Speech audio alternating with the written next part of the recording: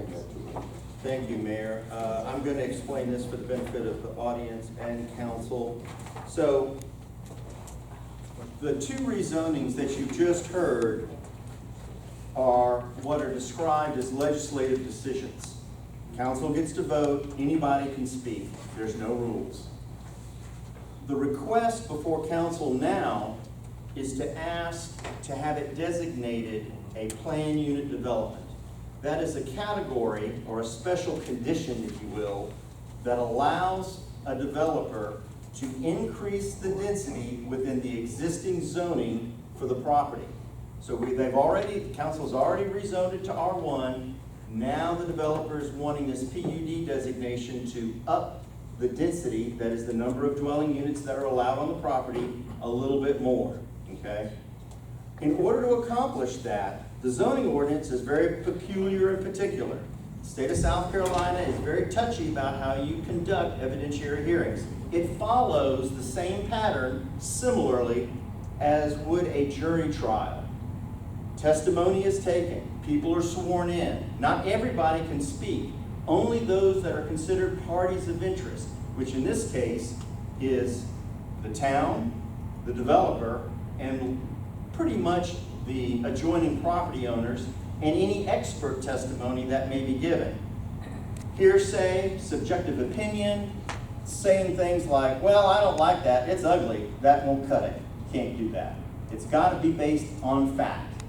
After the testimony is given, then the council will make a series of motions based on the facts that were presented, whether to grant the request or deny the request. So the mechanics in all of this is very different than the other kind of hearing that we just had. And I'm going to walk everybody through this so we follow a certain pattern. It's a little bit cumbersome and a little bit burdensome, but that's the way the law works. So if you'll just be a little tolerant, we'll get through it pretty quick. Oh, forgive me, North Carolina, not South Carolina. I was giving my background away a little bit. All right, Mayor, if you would ask anyone who wishes to testify as part of the hearing to stand and be sworn in. And again, for anyone who does, it's the representative of the town, will be me, the developer, and any one of the developer's expert witnesses, which are professionals, typically engineers, traffic analysis, that kind of stuff, and then anybody who is a party of interest, primarily someone who's an adjoining property owner to the property. Anyone have a comment here? Okay. Right, you want everybody to stand who is going to give testimony. Okay. As you give this testimony, I want to say, let me ask you to raise your right hand, please. So, do you solemnly swear that you will tell the truth as it relates to this issue? So help you God? I do. All right, step number one is I will make comments for the record. Again, this project is the property immediately south of the old golf course, for which the developer is seeking to get a PUD or planned unit designation within the R1 zoning district. You'll notice the plat council that I have handed out earlier is the layout. It's approximately 170 something units, 171 I believe, which is a mixture of single-family residential and townhomes. The townhomes are contained inside the larger project. All the adjoining properties are buffered with single-family.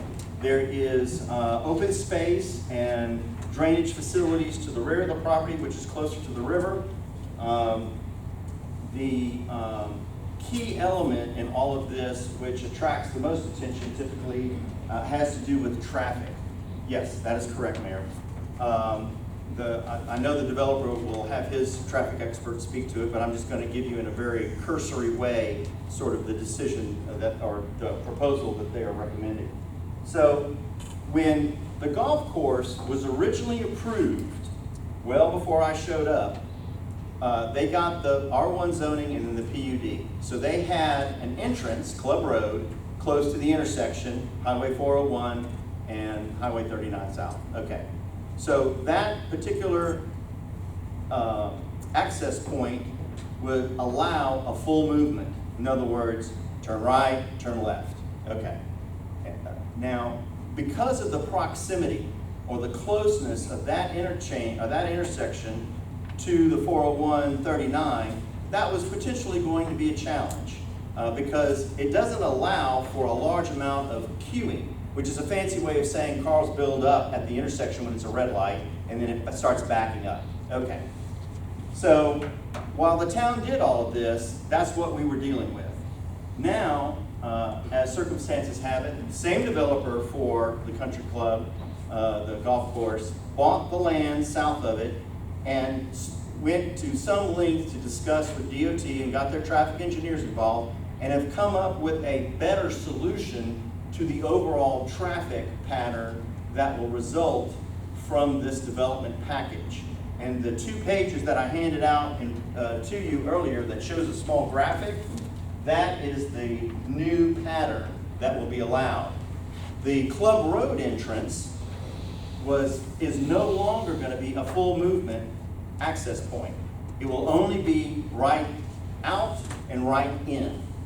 So there's no left turns out. If you'll notice the design, you will see there's a little bitty island in the middle right here that looks like a little triangle that would prohibit someone from going in the other direction, okay? Now, when you get further south to where phase 4 is, that will be a full movement intersection. And so that will allow turns to the right and to the left. And because of the distance away from it, it will limit the amount of queuing that will hopefully occur at the intersection. And as most of you know, the Department of Transportation plans to change the architecture of 401 anyway in about 10 years if they move forward, and will improve that intersection with some modification. The final version of it, I think as it's currently cited, it's going to be a roundabout, but it may not survive in that form. It may be something else.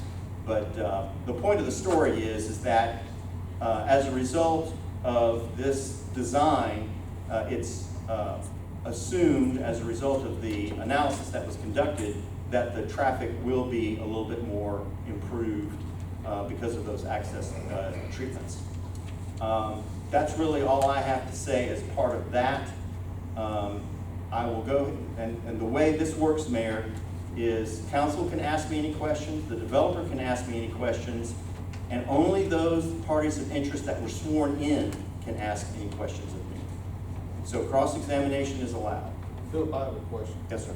So the phase 4 proposed entrance, is that going where the brick house is now? No, that's further down. If it's the one I'm thinking. Oh, Because you have the entrance to Rex High. right, it's further. So you're coming up. You're coming up. You're heading back to town. So it's that gap where the barn is. Okay. Between the barn and the house. Yep. Yeah. The White House. Mr. Slater, is there any expense to the town for the reconfiguration of the road or entrance? No, it's all done at the developer's expense.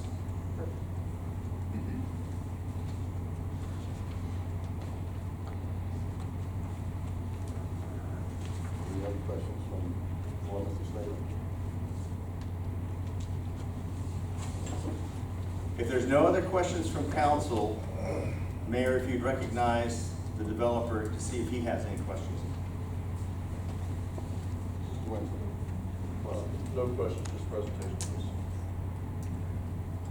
In the absence of Mr. Winslow's questions, Mr. Mayor, you can ask, was there any parties of interest that were sworn in? No? Okay, we can dispense with that then. All right, Mayor, you can now recognize the developer to allow him to make his remarks. Sir. We'll go see Mr. Winslow.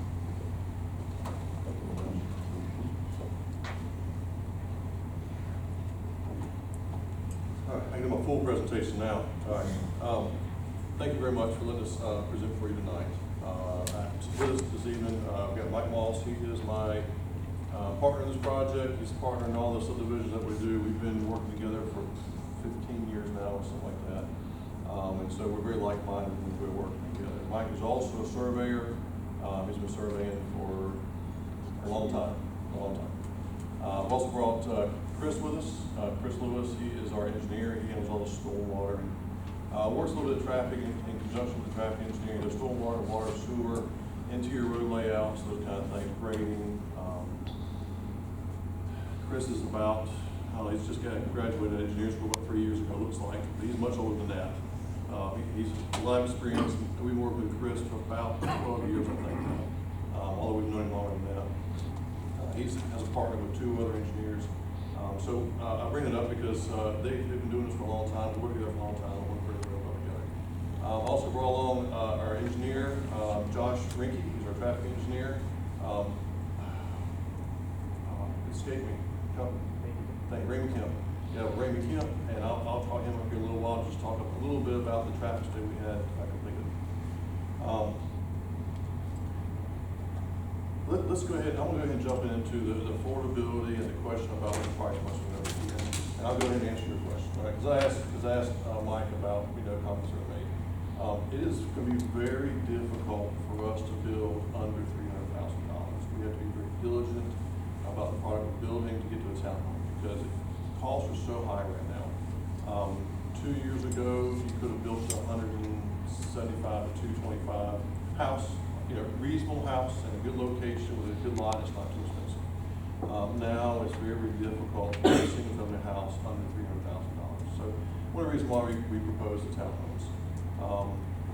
When I'm talking about first-time home buyers and a move-up product, we're talking about people that are coming in, they're young families, they're going to be married, or it's single income, teachers, police officers, firemen, single income households, and then the move up is somebody that's bought a house before, and they kind of know what they want in the first house, they've had a few kids, and now they need a bigger house, right? So that's kind of the area. And so when we're talking about price points, it's really difficult because when we say 2, 3, and 400s, that's where the neighborhoods will start out. By the time we're finished, we'll be well past those price points, because the evolution of any development, no matter what you start in, always starts a little bit lower and builds over time, because you have natural inflation and costs go up, and naturally people are going to buy higher and higher in price points into established neighborhoods, because no one really wants to be the first one in. So there's more attractive to go in, and so your price points will start off with more price points. And hopefully I'm making sense on how pricing in neighborhoods. And the other thing is that to keep from being in a neighborhood and building in it for 20 years, you provide different price points and different products, right? Ranches and 2 stories and masters up and masters down, townhomes, different price points. And that way you're selling to different markets at the same time, okay? And hopefully that answers your question a little bit better, what you're asking about the price points. And unfortunately, I haven't gotten to meet our new neighbors yet. They bought it from the Pinos, and probably, it's not a relative discussion, but yeah, so we get to meet tonight for the first time, which is good. The other thing we'll talk about is that the overall, we're talking about the price points, and I just took an average. The retail value of the neighborhood as sold out is about $70 million. So to the town, that's $70 million in taxable revenue. It would be the largest investment project the town of Louisburg has right now. So compared to any other project you've got going right now. Philip said maybe, but how about this? How about one of the largest? Yes, Let's say that. yes. What I'd like to do is talk a little bit about the townhomes. It's I would say, is a really fantastic concept. And the reason I say that is we didn't just go in and just say straight townhomes, squeeze in as many as we can, line the lot across the road, and just increase the density as high as possible. One of the things I want to share with you is the concept, what we're looking to do. So I know a lot of times we talk about what we're looking at, but what I want to do is share the concept.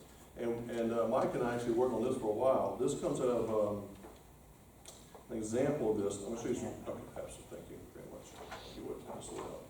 And then also, if you would, these are two-sided, samples and trees, so you can see this is the color roonies we had, and then this is the streetscape of a neighborhood in Wake Forest that Mike and I identified that we wanted to do. And I'll show you on the site plan, if I could get your copies of your site plans, I'll show you real quick. Can you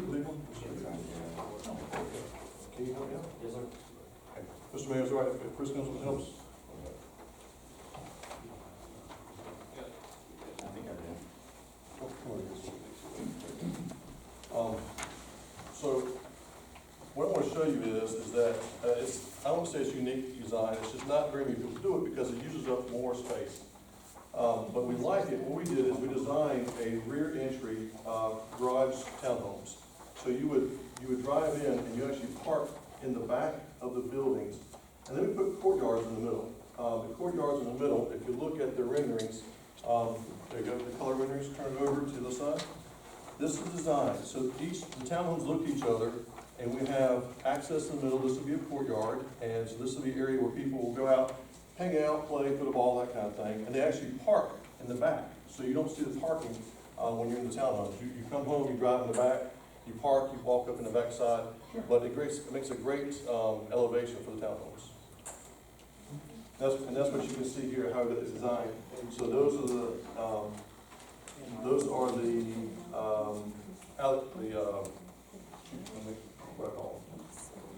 the elevations and access between the buildings for walking. Any questions on the townhome so far?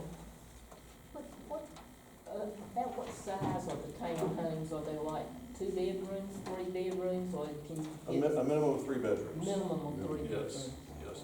And this is, I do want to clarify, this is a concept. The reason I show this is I want to show you the different elevations and textures of materials, because it won't just be all one product, it'll be a different products.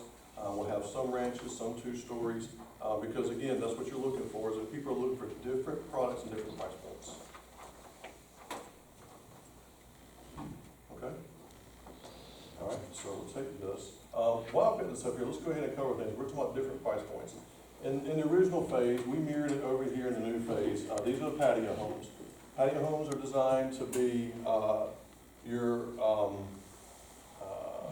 easy access for accessibility. So one step into the house, and most of the time, you're targeting retirees, people that are, as they get older, they're not looking for something with a bunch of stairs, and so you do a patio home. And the patio homes are going to be a smaller square footage, but they typically have a nicer finish to them because we've gone through, we've had the bigger houses, we're downsizing, but we know what we like, and we want a little nicer product. And so that's what the patio homes. And then the larger lots are going to be a combination of different price points depending on where you're located. Back at the Tar River, of course, those are going to be nicer because those will be your premium lots. Okay? All right.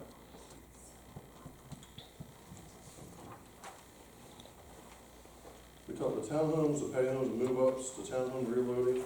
One of the things I do want to point out is that in an R1 district, you can have up to 2.9 units per acre. We are just at 3.56, I think is what the math works out to be. So we actually left 19 acres of open space in the property. We did it very intentionally. We already had our environmental survey to come out, and they mapped the property for us, and we designed the subdivision around this environmentally sensitive areas so that we can avoid the environmentally sensitive areas for the project. So when you look at it, you take a project that's roughly 60-ish, 65 acres, 66 acres, and we reserved 19 acres. We were very intentional in doing that. So we're actually less than the density that's allowed in the district.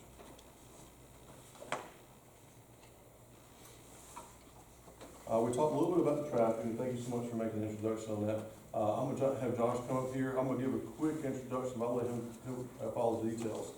One of the things that is important to note is that the subdivision itself, although it does seem like a larger subdivision, it still didn't meet the criteria for DOT to require a traffic study, right? But initially, when we presented before the town, Mr. Slater says he recommended it, and we typically do on projects on major highways at 39. He says, look, I would like for you to talk with DOT and look in advance on what this project could look like. And so because working with Mr. Slater with the town, DOT, we've got feedback directly from Scott Wheeler, who's our DOT engineer, and also with Josh and Ramey Kemp. This is how we developed the traffic impact analysis and also looked at the turn lane. So I'll turn it over to you.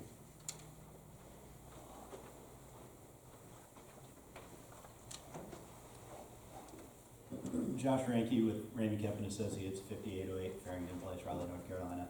I'll just kind of briefly talk. That was actually an amazing job by Mr. Slater kind of explaining the driveway access. Oh, go ahead. Excuse me, could you spell your last name? Sure. R-E-I-N-K-E.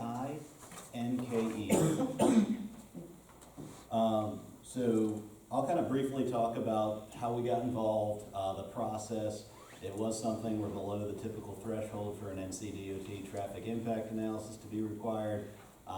With there being that STIP project, that is something when we started discussing scoping with the DOT, saying what study area intersections should we be looking at. We kept them involved through assumptions, the growth rate that we consider, making sure they're okay with the data collection when we collected, those sort of things. So they've been involved in the whole process. We looked at 2 different analysis scenarios also. With these STIP projects, they have an expected data completion. That's approximately the same time this development would be built out, but there are always delays and things like that. So they had us look at it with and without that project in place just to see how this development might impact that.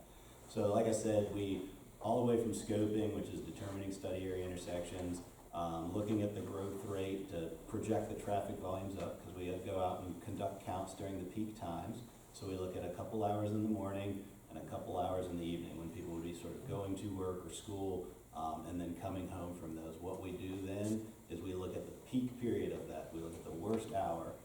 We assume our traffic, the worst hour of our traffic would coincide with that when we're running the analysis to see if there are any improvements that are needed.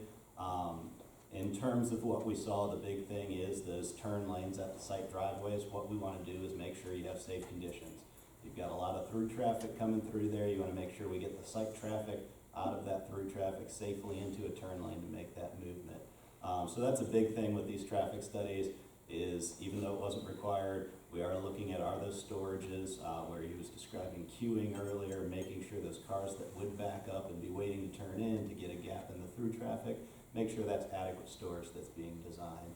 So that's kind of what we saw. Is we saw the intersection of NC 39 and 401, that will operate at acceptable levels of service with or without the DOT project in there. So if it becomes a roundabout, which is sort of where they're leaning right now, it'll still operate acceptably with their design. And we also looked at it with the signalized intersection as it is. And then at the site driveways, like I said, that is where we were looking at the turn lanes, making sure you have adequate stacking on the turn lanes themselves. And then also we do look at and see if it would even come close to warranting a signal. Quite often with residential developments, you'll have some queuing into the site, not really a safety concern, but more of a delay. They weren't excessive delays. We weren't anywhere close to a threshold for warranting a signal. So that's sort of in a nutshell what we did for the traffic impact analysis. And like I said, even though it wasn't required, we definitely made sure Scott Wheeler, the district engineer, was involved throughout the whole process of the TIA to make sure he agreed as if we were doing a TIA if it were required by NCDOT. So following all NCDOT guidelines.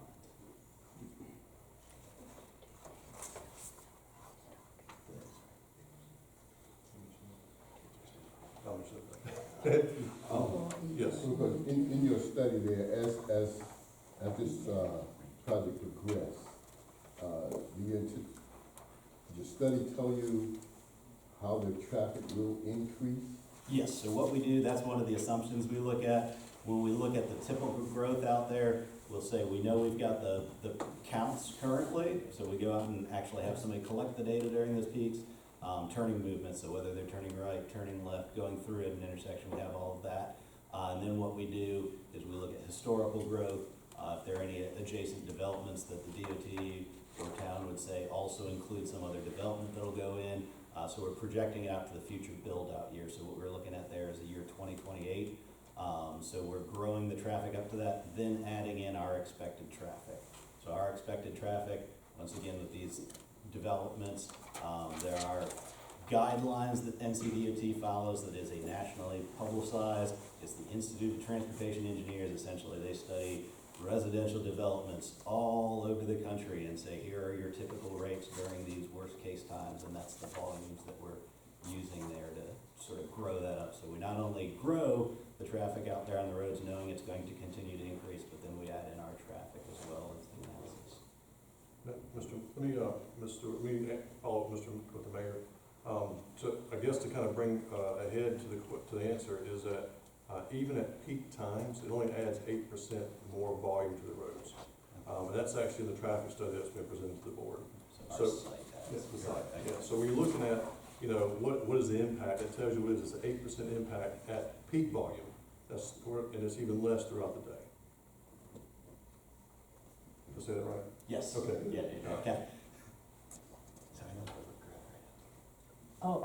Is this the entrance to the phase 4 that we're under discussion now? Yes, ma'am. So And that- will the entrance to the one that we've already approved be similar to this when you do a new entrance? No, ma'am. The new entrance actually gets reduced and is a right turn. Right out, turn right turn only. in only.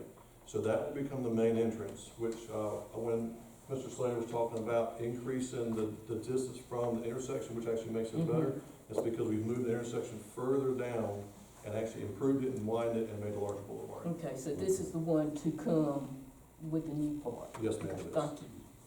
And just also for clarification there is cross-access between the sites. So it will allow people to kind of jog down south and use the main entrance now, so they have a couple different cross-access points. I have a question. Yes, sir. In this traffic analysis, was there any consideration about the traffic, going to and from the elementary school? Yes, so when we conduct the counts, essentially, it's, that traffic is being counted for. That's why DOT is big on, if you count during the summers, we're gonna require to use an adjustment factor, those sort of things, because we know school traffic is heavy, especially in that morning. Typically in the PM, you don't see quite the impacts. They're already out of school by the time the heavy traffic is coming, when everybody's coming home from work. But in the AM, you kind of have like that perfect storm, if you will, where everybody's going to work and you have schools going into school, so that is in the traffic counts. We have all those volumes that would be going on there. They are included in the analysis, correct?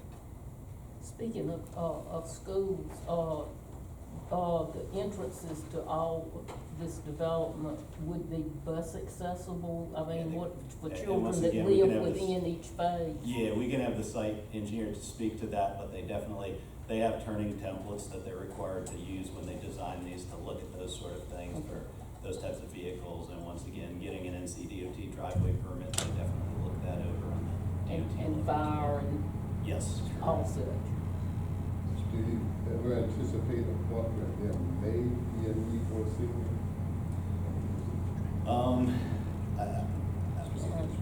Yeah, specific to this project, I would say likely not, and the reason is there are thresholds that DOT likes to follow, and there could be an exception. You could, if something were to happen where there were heavy pedestrians or something like that wanted to cross, maybe that would be based on traffic volumes. The minor street alone, unless it started to connect to other things that really bump that up, it's well below typical thresholds where NCDOT likes to see that. And we didn't have a lot of these, if they're on a more major road, sometimes you'll start to see level service E or F, which if they're kind of like grade school grades. That's not a good thing when you see Fs. We were looking at Bs and Cs for the minor street, which is the worst case. So it says they're backing up a little bit into the site, but it's just a few cars. They get the gaps to safely get onto the main line, where a lot of developments on busier roads, you're waiting a minute or 2 minutes or 3 minutes to get out of your development. That's typically where you might see the need for that. And follow up, Ms. Stewart, your question about bus access and fire trucks.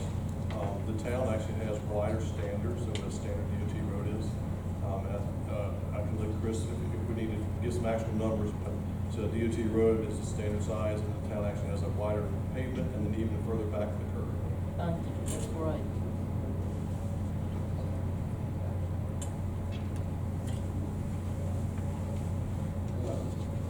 And just to wrap it up real quick, I'll let Chris or Mike go up and just kind of clarify if they want to, but we did have a neighborhood meeting, and it was well attended. I was not at the meeting, so I can't speak.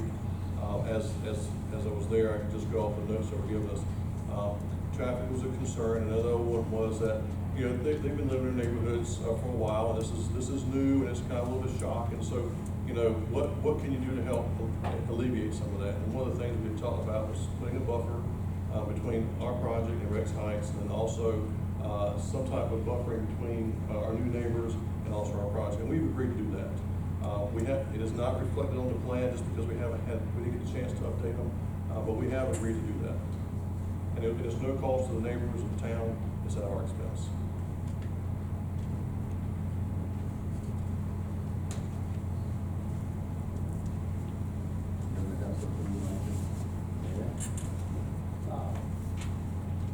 Not unless you've got specific questions, sir. Any other questions from the board? And one more thing, I apologize. Mr. Slater asked me to bring up the timing of the traffic improvements. So the conditions with DOT is that we can't put in another phase without putting the improvements in. So we would have to put in all the turning and the turn lanes and also the new boulevard before we could ever move forward in future phases.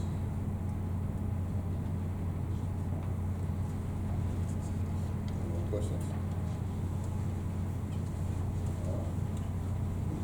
At this point, Mr. Mayor, in terms of the mechanics of the hearing, since there were no parties of interest that took the oath, the testimony is now closed.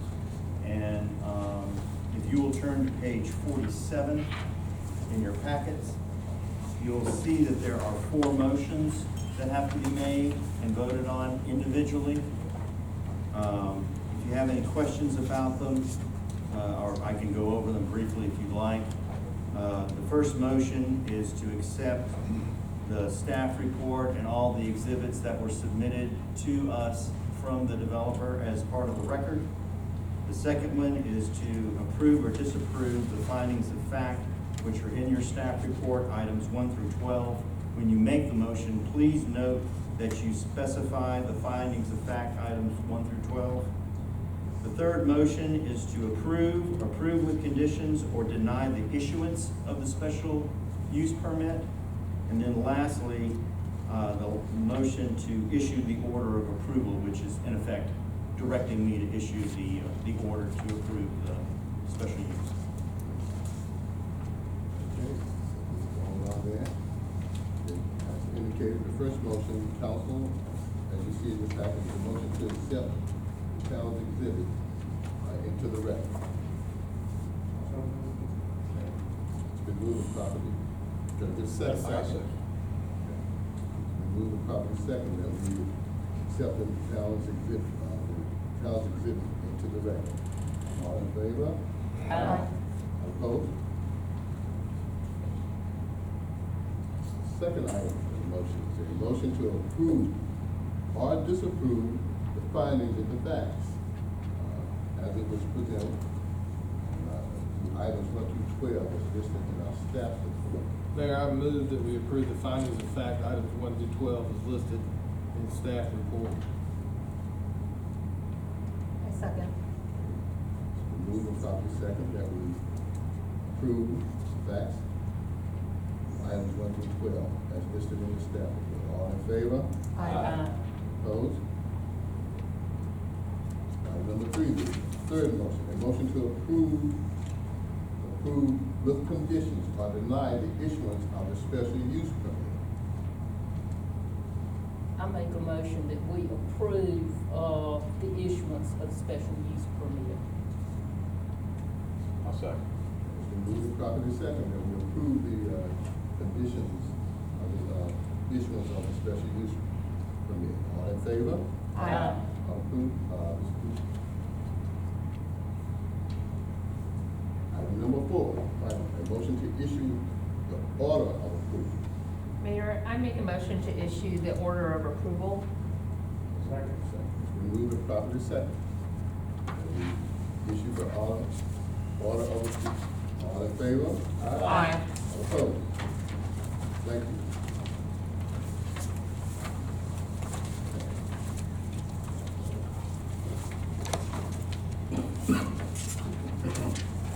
Thank you very much. Moving on, the next item on the agenda is item 11, discussion of College Street improvement project. Steiner. Donna, do you have something to say about that? Yes, sir. I saw that I was added to the agenda to discuss this.